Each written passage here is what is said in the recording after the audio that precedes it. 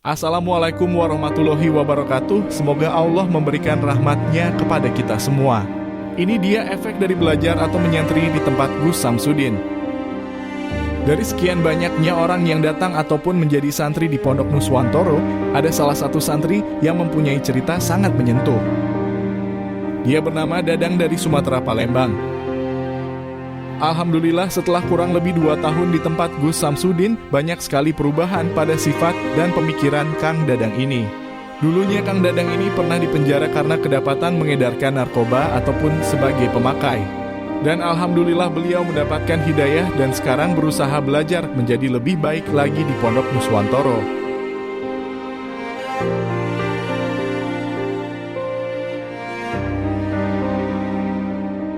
Santri saya pengedar narkoba. Aku ditangkap polisi. Jadi mantan pengedar narkoba. Ya, Jadi santri saya itu macam-macam. Ada yang anak pang yo, antingan segini. Ya.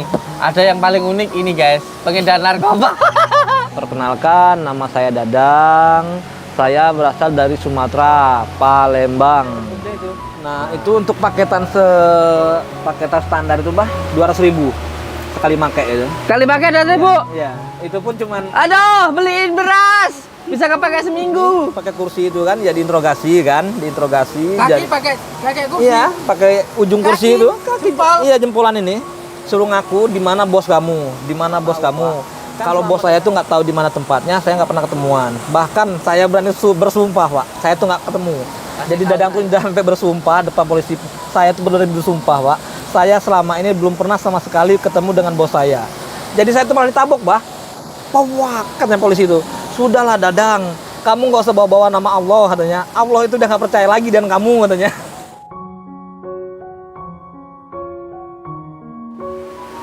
Gimana perasaannya Dadang selama di pondok ini? Alhamdulillah, Dadang rasa senang banget, Bah. Jadi yang pertama, Dadang itu ya bisa dibilang kalau di Sumatera itu banyak melakukan maksiat, Bah. Nah, di sini dari segala maksiat itu bisa Dadang hindari. Contohnya maksiat dari pemake, minum-minuman, cewek. Alhamdulillah kalau di sini selama saya di sini 2 tahun, saya di sini sudah tidak pernah lagi melakukan kayak gitu. Bahkan saya ini di pondok abahnya ngerasa dimuliakan di situ. Untuk teman-teman semua, apalagi ponakan-ponakannya Dadang ya, nggak usah disebutin namanya, wes.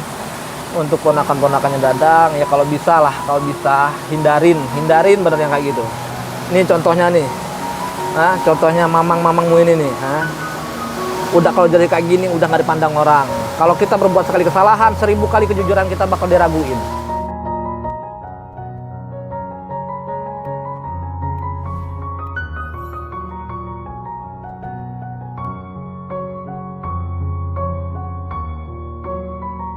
Juang, kita ini bukan pecundang gitu. Iya. Tapi yang jelas gini, kalau saya, orang kalau bener-bener nyambung dengan saya pasti sholat. Nggak siapapun itu, nggak Agus, nggak Fikri, nggak Rizky, nggak Andi, nggak Dadang. Kalau mau nyambung sama saya kan intinya menyambungkan dengan Allah Subhanahu Wa Taala. Kalau benar-benar nyambung dengan saya, ini hanya sebatas anak dan orang tua saja ya. Kalau benar-benar nyambung dengan saya, benar-benar anak saya, benar-benar Rabitohnya nyambung dengan saya, itu ya sholat itu. Kalau nggak sholat ya apapun yang kamu kerjakan, demi Allah saya katakan, nggak akan pernah nggak nyambung dengan saya. Walaupun kamu suka sama saya, kamu makan dari saya, kamu ngabdi sama saya, kamu itu rela mati demi saya, sudah banyak kok contohnya. Orang yang benar-benar siap mati untuk saya, orang sudah benar-benar sayang sama saya, orang benar-benar tulus sama saya, orang yang mengorbankan hidupnya, jiwa raganya, bahkan waktunya, bahkan hartanya untuk saya. Tapi kalau nggak sholat, semua itu nggak ada gunanya gitu loh. Ya saya sendiri ya jujur ya berat dengan orang-orang yang seperti itu. Masa ya sudah berjuang dengan saya tapi harus pergi dari hidup saya. Tapi gimana lagi, saya hidup bukan hidup sendiri, saya hidup itu dihidupkan gitu loh. Saya dapat rezeki pun bukan dari saya gitu loh, rezekinya dari Allah gitu. Jadi kalau kamu nggak ngabdi sama Allah, kamu nggak sayang sama Allah, kamu nggak sujud sama Allah, ya kamu pasti akan pergi dari saya gitu loh. Karena saya pernah, waktu itu saya sedang sakit, tangan saya patah, habis dulu ikut latihan gitulah, tangan saya patah. Terus ya saya pikir wong jenengan namanya tangan patah kan, nggak sholat nggak apa-apa. Sama ya saya itu dibentak, matanya merah. Kamu pikir kamu itu makan dari mana gitu? Saya nggak pernah semarah itu. Kamu pikir kamu itu hidup dari mana? Yang ngasih kamu hidup siapa gitu? Demi Allah. Terus saya ya bingung toh. Tuh, saya itu salahnya apa gitu loh. Kamu itu, terus beliau ngomong, kamu itu nggak sholat. Kamu pikir yang ngasih rezeki kamu siapa? Yang ngasih hidup kamu tuh siapa? Itu demi Allah itu. Demi Allah, demi Rasulullah. Ayah saya bilang kayak gitu. Wah, dari situ saya bukan tipe orang yang begal ya, alhamdulillah. Bukan tipe orang yang bengal gitu loh. Dari situ saya langsung, makanya sampai sekarang itu ya saya tanamkan ke diri saya sendiri gitu loh. Kamu tuh kalau nggak sholat nggak ada gunanya. Kamu mau jadi apapun itu, kamu mau terkenal seperti apapun, kamu kaya seperti apapun, kamu hebat seperti apapun, kalau kamu nggak sholat, kamu tuh nggak ada gunanya. Kamu itu hanya jadi sampah kalau menurut saya. Dan sampah itu sampah yang tidak bisa didaur ulang. Masih mending kalau sampah yang bisa didaur ulang. Itu masih mending, kayak kotoran itu yang Allah ciptakan sudah jelas bisa didaur ulang. Kalau manusia sudah jadi sampah, nggak bisa didaur ulang. Hanya jadi beban dalam kehidupan ini. Bahkan dalam dunia ini orang yang nggak sholat itu hanya jadi beban untuk yang lainnya. Karena apa? Karena dia merobohkan agama, orang yang nggak sholat itu. Maka pentingnya sholat itu luar biasa. Bahkan hidup kita itu tergantung sholat kita. Kalau nggak sholat nggak ada gunanya. Selama masih sholat masih ada harapan. Sama halnya begini, selama masih hidup masih ada harapan. Lah hidupnya diri kita itu dari ruhaniyah kita. Ruhaniyah kita itu hidupnya hanya karena sholat. Orang kalau nggak sholat itu ruhaniyahnya nggak hidup.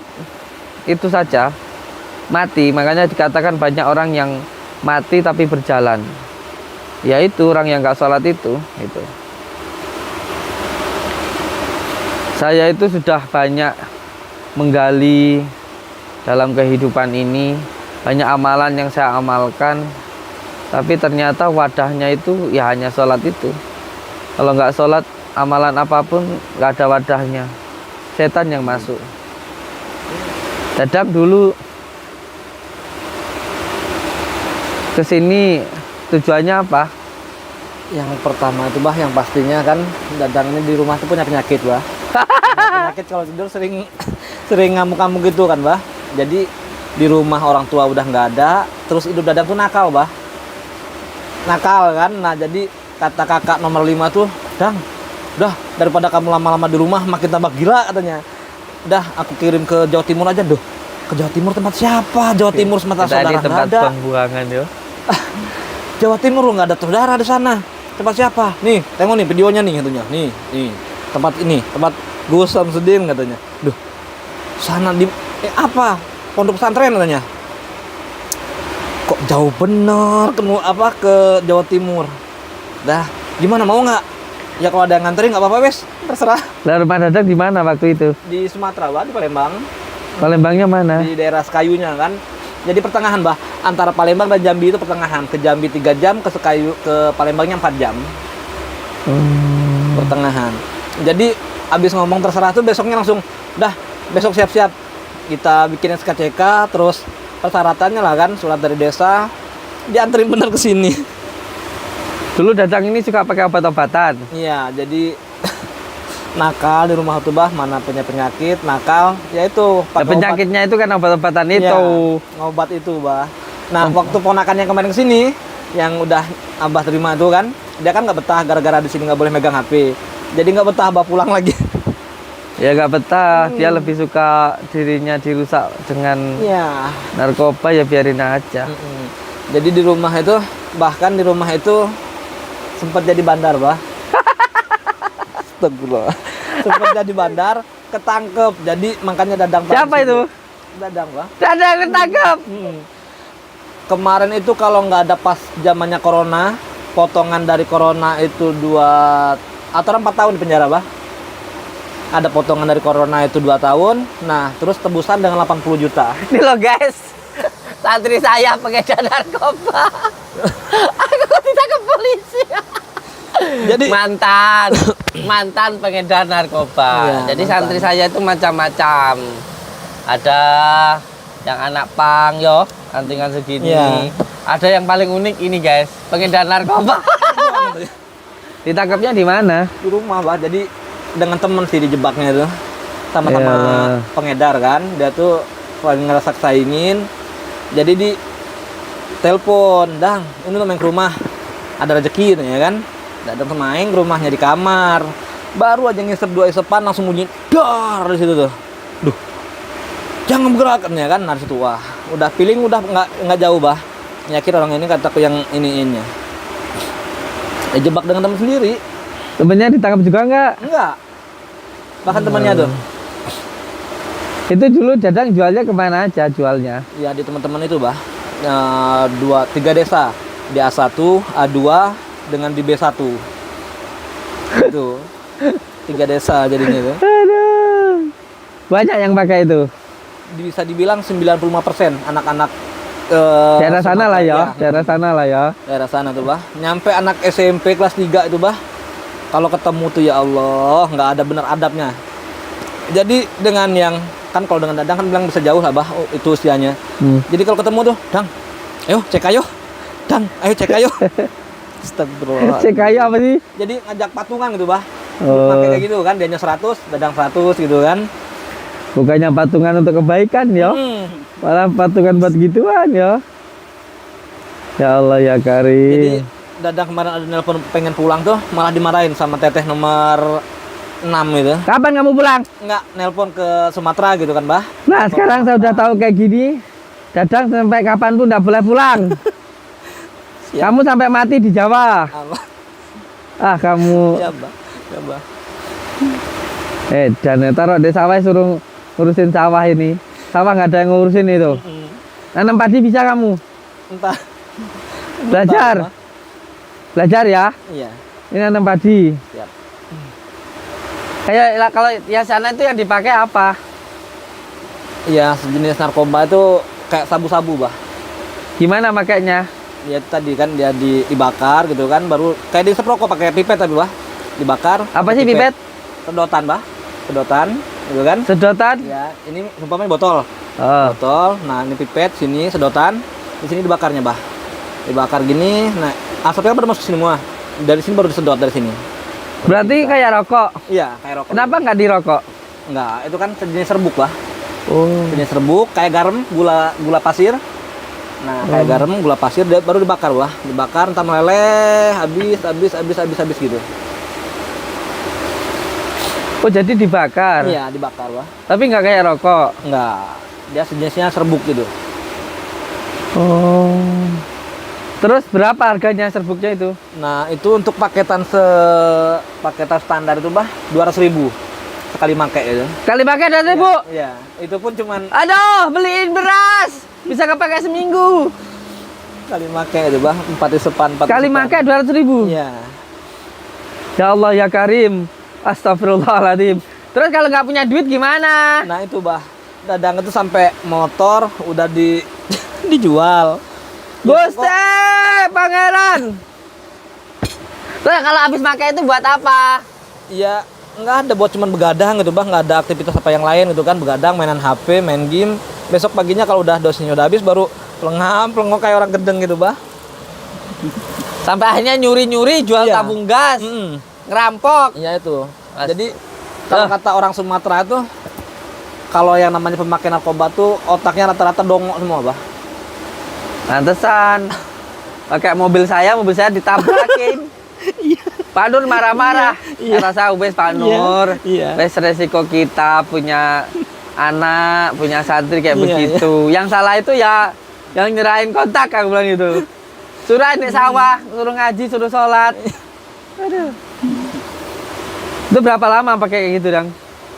Dari mulai 2016, Bah. Makanya gitu. Jadi kita ini, yang kita terima santri kita ini orang-orang gangguan jiwa, Iya. terus sampai kayak narkoba. Pokoknya intinya ya wis lah, kita lakukan yang terbaik yang bisa kita lakukan. Biarkan semuanya nanti saya pasrahkan kepada Allah. Ya semoga saja dengan kebaikan yang kita lakukan ini Allah menjaga anak-anak kita, Amin, amin, menjaga masyarakat kita, amin, dan memberikan kebaikan baik di dunia maupun di akhirat. amin. Dijauhkan dari penfitnah, dijauhkan dari pendolim, diselamatkan iman Islamnya, hidupnya, pondoknya, anak-anaknya, istrinya, keturunannya, masyarakat kita dan juga negara kita. Untuk Pak Polisi terus berjuang lawan semua pengedar narkoba, tangkap, sadarkan, jangan sampai merusak bangsa Generasi, ya. dan negara kita, generasi kita jangan sampai hancur. Ini loh saya ngopenin orang bekas pemakai ini aja, ya Allah, tiap hari teriak-teriak kalau tidur. Kemarin di sini nyemplung di sungai sana, sangat luar biasa. Dan ini sudah ikut saya berapa lama? Sudah kurang lebih hampir setahun setengah itu lebih, Bah. Setahun. Hampir 2 tahun Iya, itu sama hampir 2 saya. tahun, ya. Dan itu semuanya gratis. Iya. Pak Polisi, Dinas Sosial, Kementerian Agama yang ada di pondok kita ini, anak-anak yang terlantar, yang gangguan jiwa, ya, yang ada di jalan, yang dianggap sampah oleh masyarakat, yang dianggap sebagai benalu, itu kita terima di pondok kita. Makanya jangan heran kalau di pondok ini sering ada yang teriak-teriak, marah-marah, susah diatur dan lain sebagainya. Tapi dengan keikhlasan dan kesabaran kita yakin akan ditolong oleh Allah Subhanahu wa taala. Amin. Oke, Assalamualaikum warahmatullahi wabarakatuh. Nama saya Dadang, saya dari Sumatera, Palembang. Saya sekarang berada di pondoknya Abah Samsudin. Ini sekedar mau cerita sedikit aja buat teman-teman yang masih pada memakai semua. Ya mudah-mudahan Pakai kalau apa? Pakai yang pemakai narkoba, untuk terutama untuk teman-teman di Palembang. Mudah-mudahan cepet, ya kalau bisa diberhentikan lah, nggak usah makai-makai lagi yang kayak gitu. Ya harus. Soalnya nggak ada gunanya, nggak ada manfaatnya juga. Yang ada cuman ngancurin diri kita sendiri, merugikan diri kita sendiri. Jadi untuk semuanya teman-teman, mudah-mudahan saya doakan cepet sadar, cepet insaf, jauhin yang kayak gitu. Intinya kalau kata guru saya, abah saya itu jalankan sholat, amalkan sholawat, gitu. Jadi untuk teman semua di Sumatera, ya mudah-mudahan bisa menghindari godaan-godaan yang kayak gitu. Gimana perasaannya Dadang selama di pondok ini? Alhamdulillah, Dadang rasa senang banget, Bah. Jadi yang pertama, Dadang itu ya bisa dibilang kalau di Sumatera itu banyak melakukan maksiat, Bah. Kalau di sini Banyak melakukan maksiat. Nah, di sini dari segala maksiat itu bisa Dadang hindari. Contohnya maksiat dari pemakai, minum-minuman, cewek. Alhamdulillah kalau di sini selama saya di sini 2 tahun, saya di sini sudah tidak pernah lagi melakukan kayak gitu. Bahkan saya ini di pondok abahnya ngerasa dimuliakan. Dimuliakan benar. Jadi pantesan saya usir berkali-kali masih bertahan. Iya, Bah. Ini padahal ya saya sih nggak pernah usir ya, nggak pernah usir, cuman Iya. saya kan kadang-kadang keras gitu, tidur sana, tidur di tanah di depan. Saya itu mikir loh, kalau orang nggak niat baik atau nggak niat jadi orang yang baik itu nggak mungkin mau loh. Ya bayangkan ya, teman-temannya tidur di atas, dia tak suruh tidur di bawah, tak suruh tidur di tanah, di pelataran, dia masih tetap bertahan loh. Ya walaupun mungkin ya mangkel ya tetap ya, tapi tetap bertahan. Iya. Hebat ya. Iya. Dia Pokoknya- cerita apa aja sama kamu, ngomong. Ya cerita waktu dulu itu, Bah, waktu dia ngedar terus ketangkep kemarin, terus ada insiden di pondok kita kemarin itu. Cerita dulu Ki, saya itu waktu di polisi itu kaki saya tuh diinjak pakai kursi gitu, cedak terus diinjek. Aduh Pak Polisi, katanya gitu. Injek Aduh, apanya? ini bah jempolan kaki ini pakai kursi itu kan ya diinterogasi Kaki pakai kursi. iya pakai ujung kursi Kaki? itu Jempol? iya jempolan ini suruh ngaku di mana bos kamu kan selama Dadang kalau setiap transaksi itu bah nggak pernah ketemu dengan kayak gini langsung bah. Jadi misalnya di tempat mana di penginapan gitu kan, ini barangnya di sini, nah ntar uangnya langsung transfer aja ya kan gitu bah. Jadi suruh ngaku dengan polisi itu nyampe digencet jempolan ini pakai kursi itu bah, nyampe duduk-duduk kayak gini suruh ngaku tuh. Jadi nggak tahu pak, kalau bos saya tuh nggak tahu di mana tempatnya, saya nggak pernah ketemuan. Bahkan saya berani bersumpah pak, saya tuh nggak ketemu. Kasih tahu saya, ayo kita hajar aja Gus. Itu berapa lama di situ ditahan Nah, polisi? kalau hukuman kan selama 4 tahun bah, tapi ada potongan corona dengan uang tebusan 80 juta. Itu Itu kamu maksudnya pengedar pemakai? pengedar bah, pengedar. Jadi Dadang tuh kena 2 pasal, pemakai iya, kan dites urin bah, pemakai iya, pengedar iya. Ya Waktu digencet, Allah. waktu digencet itu ngomong apa? Jadi Dadang tuh udah sampai bersumpah depan polisi. Saya tuh benar-benar bersumpah pak, saya selama ini belum pernah sama sekali ketemu dengan bos saya. Jadi saya tuh malah ditabok bah. Wah, katanya polisi itu, sudahlah Dadang, kamu nggak usah bawa-bawa nama Allah katanya. Allah itu udah nggak percaya lagi dengan kamu katanya. Allahu Akbar. Iya karena dulu kayak gitu. Iya.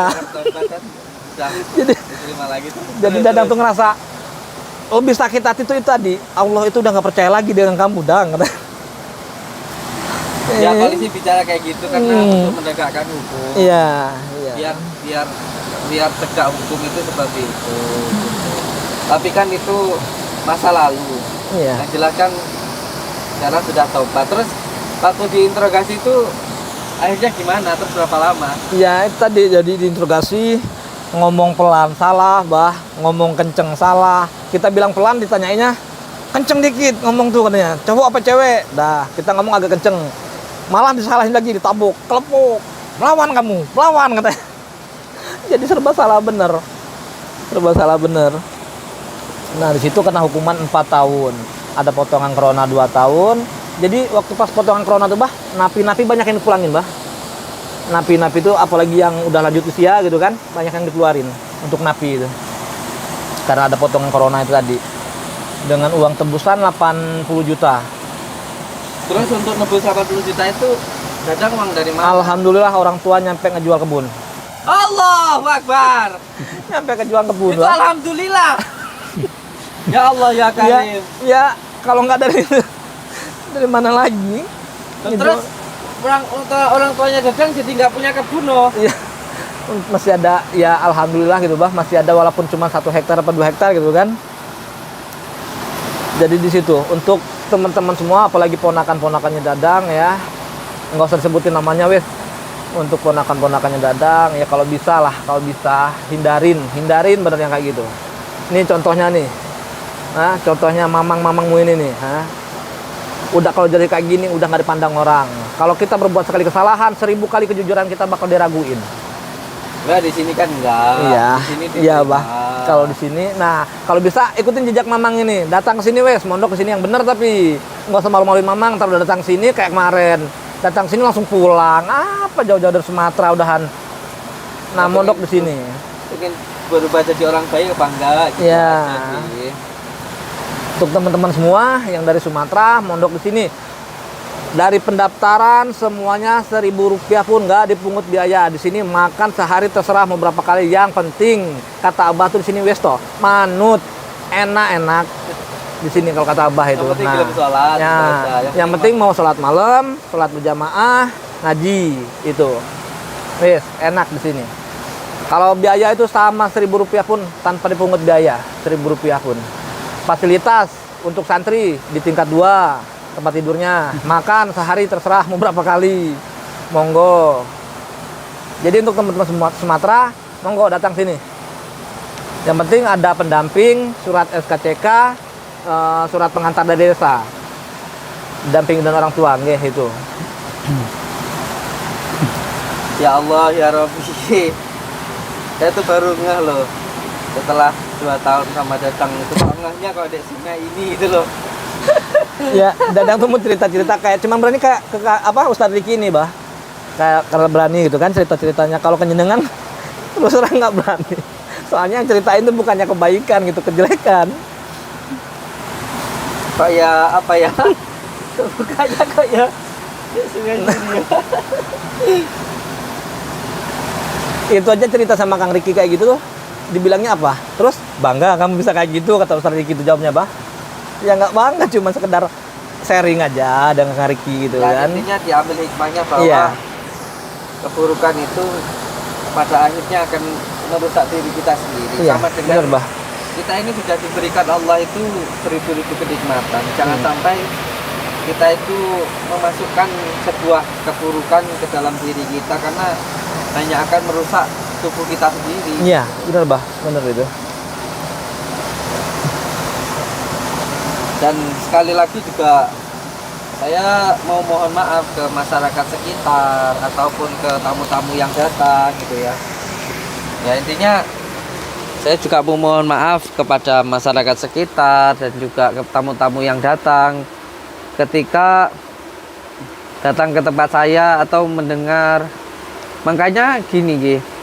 Makanya ketika saya alhamdulillah dapat rezeki terus kemarin beli tanah di Makom Sunan Bungkuk itu Ki. Nanti di sana ada Pondok Pesantren Nuswantara 2. Jadi Sunan Bungkuk namanya, Pondok Pesantren Sunan Bungkuk. Terus yang di atasnya ditulisin Nuswantara 2. Ya karena juga berdekatan dengan istri kedua saya. Ya di atas puncak gunung itu nanti akan ada pesantren yang luasnya hampir 5 hektar Ki. Dan saya akan menetap di sana, mungkin di pondok yang sekarang itu hanya untuk pendidikan. Ya karena saya nggak mau ada santri-santri saya yang teriak-teriak, yang karena gangguan jiwa atau kena obat-obatan itu menjadi bumerang untuk masyarakat gitu. Karena banyak yang mengira yang teriak-teriak itu orang nggak tahu adab, ada yang dikira itu pengobatan, ada yang dikira penyiksaan. Padahal begini ini. Iya. Padahal orang yang pakai narkoba terus sarafnya terganggu gitu. Yang saya aja yang punya rumah yang menerima nggak masalah, cuman kan ya nggak semua orang mengerti keadaan kita gitu. Ada yang merasa terganggu dan lain sebagainya gitu. Ya, tapi itu enggak apa-apa. Ya, intinya saya mohon maaf lah ke masyarakat, ke tetangga sekitar. Dan untuk Dinkes, untuk dinas sosial, untuk pemerintah, saya nggak pernah minta apapun ya, sepeser pun juga saya nggak minta bantuan. Tapi tolonglah dibantu kita untuk intinya ya jangan diganggu atau cukup perizinannya saja lah kayak gitu. Supaya kita ini bisa membantu anak-anak bangsa yang terkena korban dari tindak kriminalitas, pengedar narkoba, obat-obatan terlarang, pergaulan bebas dan lain sebagainya. Itu saja sih. Bantuan dukungannya itu saja. Terus yang membuat Dadang senang di pondok ini apa, Dang? Yang terutama Bah, Dadang selama di sini itu ngerasakan untuk perubahan Dadang tuh jelas terlihatnya gitu kan. Contohnya dari penyakit Dadang ini yang dulu tuh di Sumatera Bah, kalau pas lagi kumat itu bisa kadang matanya majem, jalan tuh nyampe kemana-mana sambil kadang nggak pakai baju gitu kan, kayak orang lindur gitu. Nah udah di pondok ini alhamdulillah sedikit banyaknya Dadang itu mengucapin terima kasih ya ke Abah, ke Gusti Allah. Dadang mengucapin terima kasih, banyak perubahannya Bah, banyak perubahannya ya, walaupun masih teriak-teriak kayak gitu kan. Nah dan untuk teman-teman semua kayak ke Kang Riki, Pak Pur, semuanya kalau seumpamanya Dadang pas lagi kumat gitu ngerasa ganggu, Dadang minta maaf gitu kan. Tapi benar, terus terang aja bukan keinginan saya sendiri apa gimana gitu kan. Emang itu penyakit, bukan yang Dadang buat-buat apa mau berisikin teman-teman apa gimana gitu, bukan. Itu emang penyakit dari Ya memang saraf Iya. karena obat-obatan itu tadi. Jadi ya minta maaf. Kayak semalam Kang Riki nyampe ikut jebur di sungai Tadi gitu malam kan. di sana, Mas Agus, kelihatan. Tadi malam itu dia tidur di sana. Nah, kayak itu. Jadi jebur dukun di itu. sana. Nah, terus jebur di sungai sana. Tadi malam jebur di sana jam 1 malam. Jadi pas tidur bangun teriak-teriak, tiba-tiba jebur ke sana itu. Iya. Untuk Kang Riki Balik ya, lagi sini, Gus. buat Kang Riki ya saya ucapin terima kasih. Kalau nggak ada Kang Riki itu semalam bah bisa jadi ke yang dalam sini bah, ke jeburnya tuh. Nyampe Kang Riki ikut basah-basah semua. Kakinya jempolnya. Lihat luka-luka ya, lihat. Ini bah. Nih. Ini. Tuh, lihat no. Dekat. Ini. Tangannya mukul-mukul Iya, tembok. Ini yang pasti ini nyampe bolong kayak gini buat mukul-mukul tembok segala macam. Lihat nih. Nih. Itu kalau Ini, karena ini. dia kalau lagi Ini pas lagi kumat umat datang kumatnya gitu kan. teriak-teriak. Kayak Kang Riki semalam ini jempolannya ikut lecet juga. Nggak apa-apa, pagar Nusa, iya dah. Kadang tuh Deka. kalau habis kejadian kayak gitu Kang Riki aku tuh ngerasa malu dengan teman-teman tuh Kang Riki bener. Ya enggak apa-apa lah daripada kamu terus pakai narkoba, Iya, Bah. apalagi sampai jadi pengedar. Aduh, dah sendiri rusak Iya. orang lain. Jadi untuk kakak juga kayak ke Aujang, saya ucapin terima kasih banyak. Kang Ujang siapa? Kakak yang nomor 5 yang nganterin kemarin sini. Oh, tak kira Kang Ujang Bustomi. Nah, Aujang kan yang nganterin kemarin sini, terima kasih banyak buat tenaganya, terus usaha di sananya gitu kan, yang udah ngebelain buat Dadang itu bener di sini bisa berubah. Jadi Dadang ucapin terima kasih. Terus buat abahnya di sini, tempat di sini, Dadang juga ngucapin terima kasih. Mohon maaf kalau misalnya Dadang selama di sini banyak ngerugiin abah, ganggu tenangannya Ya abah. udah lah, santai aja.